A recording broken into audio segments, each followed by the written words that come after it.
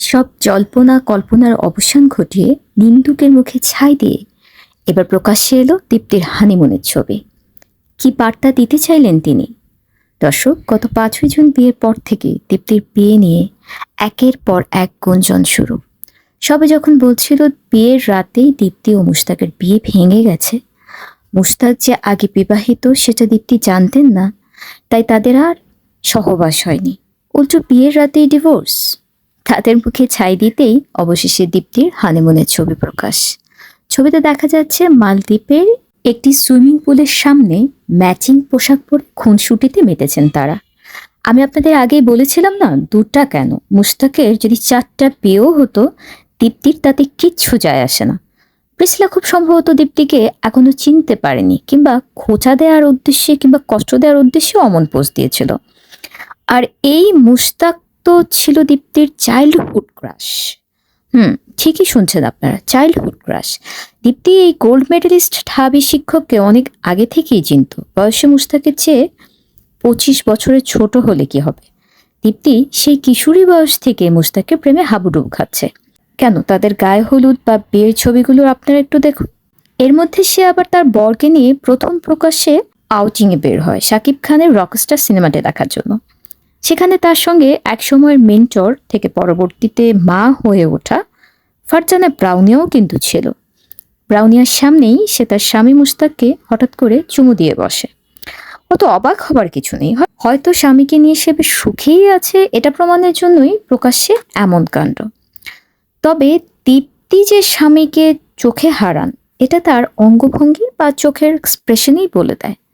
অনেকে হয়তো বলবেন, পুরো জামাইয়ের সাথে এত রোমান্স আসে কোথা থেকে?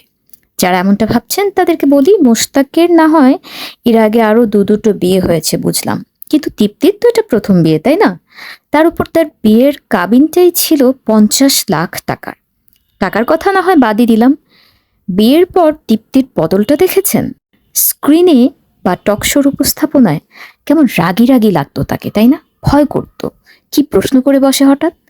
কিন্তু গায়ে হলুদের দিন থেকেই সেই দীপ্তি এখন কেমন যেন স্নিগ্ধ, শান্ত, চোখে সারাক্ষণই যেন প্রেমের আভা লুকানো থাকে। এমনি এমনি কি সে বিয়ের পোস্টে লিখেছিল, যারে না পাওয়া ছিল একমাত্র আফসোস? তার সবই ছিল না কেবল স্বামীর সোহাগ। রকস্টার সিনেমাটা যখন দেখতে গিয়েছিলেন সাংবাদিকদের এড়িয়ে যাচ্ছিলেন বারবার, তবুও সিনেমা হলের ভেতর ও বাইরে তাদের রোম্যান্স চোখে পড়ার মতোই ছিল। দীপ্তি আর মুশতাক যেন বারবার বলছিল, আজ আমাদের একা ছেড়ে দাও। তবে ব্রাউনিয়া বিরসিকের মতো কাবাবে হাড্ডি হয়ে নির্লিপ্তভাবে পাশে বসে পপকর্ন খাচ্ছিল। এই ফারজানা ব্রাউনিয়া কিন্তু আবার আমাদের গায়িকা ন্যান্সির সম্পর্কে আপন যা হন। ন্যান্সি কিন্তু প্রথম বিয়ে ও দ্বিতীয় বিয়ের পাট চুকিয়ে শেষে ফারজানা ব্রাউনিয়ার দেবর অনুপম মিউজিকের সিইও গীতিকার মহসিন মেহেদিকে বিয়ে করেন। পরে তারা হানিমুনেও গেলেন বেশ ধুমধাম করে বলা যায়। ন্যান্সিকে দেখে তখন বোঝা যাচ্ছিল বিয়েটা তিনি বেশ উপভোগ করছেন। ব্রাউনিয়াও তো 3টা বিয়ে শেষে ন্যান্সির ভাসুর লেফটেন্যান্ট জেনারেল চৌধুরী হাসান সরওয়ার্দীকে বিয়ে করেছেন। দীপ্তির বিয়েতে হায় তাদের কি যে রোমান্স! একজন একজনের মুখে খাবার তুলে দিচ্ছেন, একজন একজনকে চোখে হারাচ্ছেন। মারই যখন এই অবস্থা, তখন মেয়ের কি হবে ভাবুন। এই আলোচনা যখন এসেই গেল, আরো দুজনের নাম না বললেই কিন্তু কেমন যেন ভালো লাগছে না, জানেন? বাংলা সিনেমার অমর নায়ক, মহানায়ক, আমাদের সবার চোখের মণি প্রয়াত নায়ক সালমান শাহর স্ত্রী সামিরার কথাই ধরুন। তৃতীয় বিয়ে করে বসলেন সাবেক ক্রিকেটার ও ক্রিকেট বিশ্লেষক ইশতিয়াক আহমেদকে। বেশ সুখেই আছেন তারা, দেখেই বোঝা যায়। আর একজনের নাম না বললে তো ভিডিওটা অসম্পূর্ণই রয়ে যাবে। তিনি হচ্ছেন আমাদের মেহের আফরোজ শাওন আপা, ছিলেন প্রয়াত হুমায়ুন আহমেদ স্যারের মেয়ের বান্ধবী। তারপর কিনা সে বান্ধবীর বাবাকেই বিয়ে করে বসলেন হুটহাট। বিয়ের পর সে কি যে রোমান্স! স্বামীকে নেচে গেয়ে গান শুনিয়ে মুগ্ধ রাখতেন।